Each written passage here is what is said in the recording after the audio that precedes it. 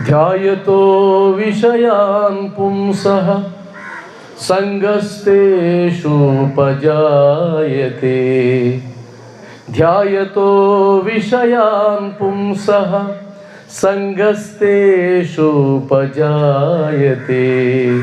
సంగాత్ సంజాయతే కామః కామాత్ క్రోధోభిజాయతే. క్రోధాత్ భవతి సమ్మోహః సమ్మోహాత్ స్మృతి విభ్రమః స్మృతిభ్రంశా బుద్ధినాశో బుద్ధినాశ ప్రణశ్యతి బుద్ధినాశ ప్రణశ్యతి. వినలేదా? చాలాసార్లు వినుంటాం, కానీ దాని మీనింగ్ పెద్దగా తెలిసి ఉండకపోవచ్చు. వినడం వరకే చేస్తుంటాం. సాధారణంగా భగవద్గీత మనం వినడం లేదు, చచ్చిపోయే వాళ్ళు వింటారు బాగా. వాళ్ళకైతే పూర్తి పాఠం వింటారు, మనం ఏమో ఒకవేళ ఎవరిన పెట్టినా కూడా ఎదుగురా చావు పెట్టే తీరా అంటారు. కానీ వాస్తవానికి ప్రపంచంలో ఉండే జ్ఞానం అంతా నిబిరీకృతమై ఉండేది భగవద్గీత.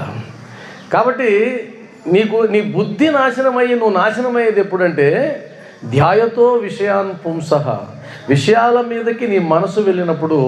సంగస్తే శూపజాయతే, ఆ విషయాలు నాకు కావాలి కావాలి కావాలని కోరుకున్నప్పుడు అక్కడి నుంచి కామం పుడుతుంది. అది తీరకపోతే క్రోధం పుడుతుంది. అది తీరకపోతే బుద్ధి నాశనం అవుతుంది. ఆ తర్వాత నువ్వు నాశనం అవుతావు. వీటన్నిటికి కారణం నీ మనస్సు అక్కడికి వెళ్ళింది. ఉదాహరణకి ఒక అందమైన స్త్రీ పోతూ ఉంటే, అందంగా ఉంది, నో ప్రాబ్లం, ఇబ్బంది ఏముంది, నాకు కావాలి, అయిపోయింది, నీ చాప్టర్ క్లోజ్.